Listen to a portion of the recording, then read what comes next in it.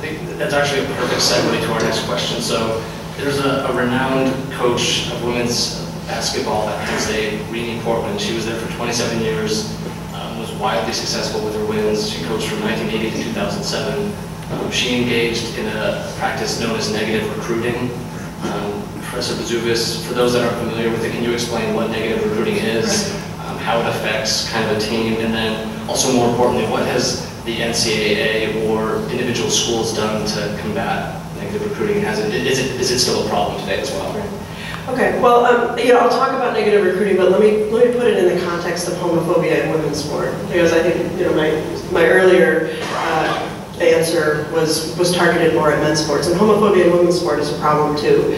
Homophobia in women's sports is an objective that serves the same goal as homophobia in men's sports, but by different means. And that goal is to preserve the gender order, to preserve sport as a masculine preserve, right? No longer can sport remain a masculine preserve by excluding women, right? Title IX has come along and said women need to have the opportunity to play too. So instead, the goal of the culture that's invested in the gender order has shifted to trying to make women's sports sort of constantly be seen as inferior to men's sports. And homophobia is one of the ways that it accomplishes that.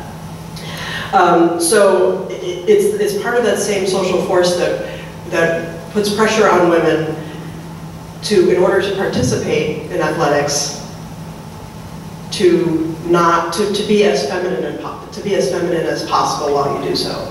Because if you don't look as feminine as possible while you're playing sports, then people can say, oh, you must be gay, because if you're good at sport, that means you're more masculine, and the more masculine you are, right, the more vulnerable you are to being perceived as a lesbian. So I see evidence of homophobia every time I turn on women's sports, and I see every single player on the team with a long, blonde ponytail.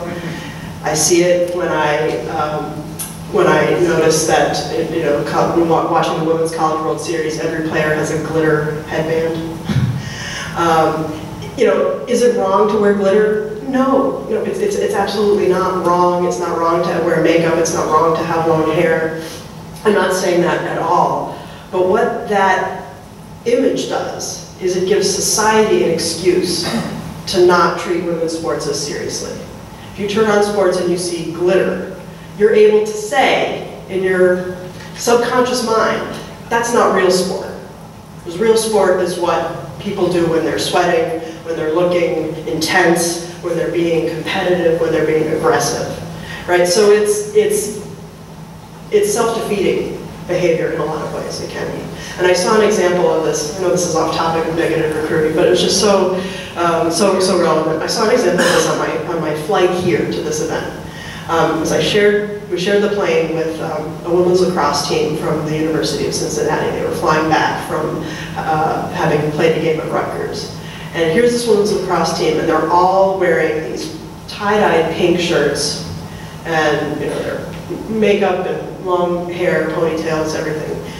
And they're kind of a dominant force on this tiny plane. And the pilot notices them and gets on the intercom and says, just want to say to that girls lacrosse team, good luck at your game. And then he gets on later and he says, just want to correct that. To the girls lacrosse team, you're probably coming home, so hope you had a good game. Okay, so twice the pilot referred to them as girls.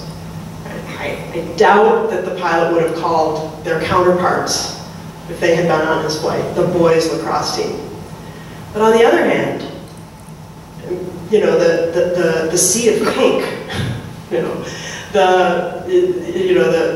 the way in which they wore their hair and sort of carried themselves, like that created that opportunity for that pilot to use that mental excuse to not treat them with the same kind of respect and a presumption of just adulthood that he probably would have extended to their male counterparts. So female homophobia works to suppress women's sports generally. So it's the same kind of thing where it's bad for lesbians in sport to have to confront those and to have to cover aspects of their identity, but it's bad for women's sports too, as a whole, for all women, because it forces them to engage in behavior that society can then use against them.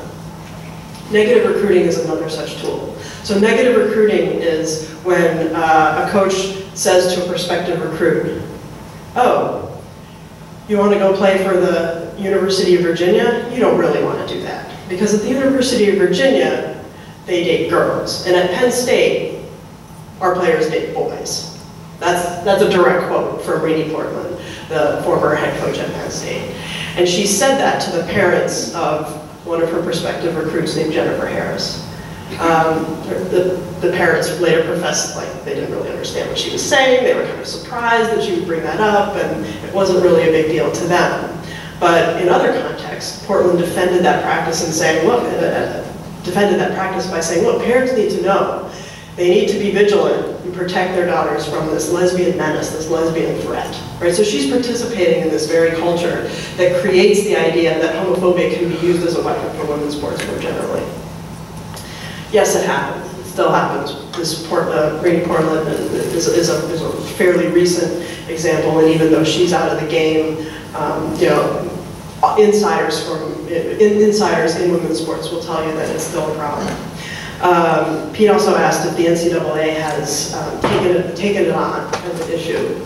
And the answer to that is yes, but not by creating direct policy against negative recruiting. The NCAA has tried to raise awareness about the practice, but ultimately leaves it up to its member institutions to deal with the problem on its own, as they claim to for all matters of diversity.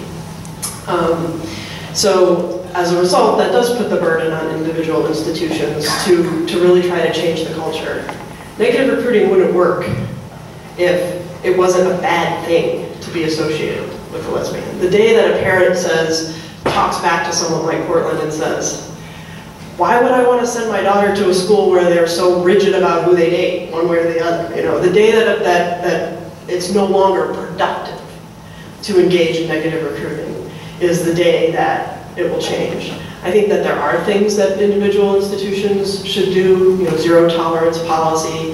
If you find out that your coaches are engaging in it, you know, that should not be tolerated as part of the job.